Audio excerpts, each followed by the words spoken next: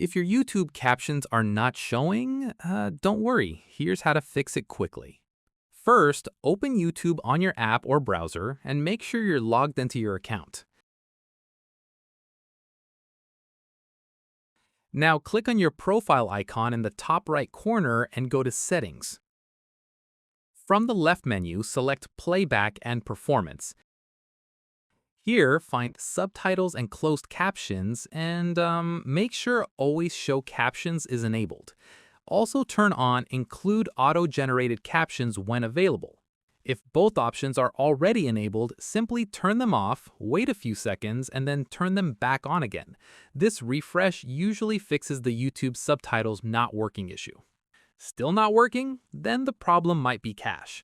If you're using the YouTube app, go to your device settings and clear the app cache. If you're on a browser, click the three dots, go to Clear Browsing Data, and delete cookies and cached files.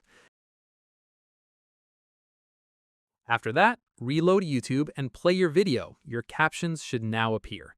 And yeah, that's how you fix YouTube captions not showing quickly.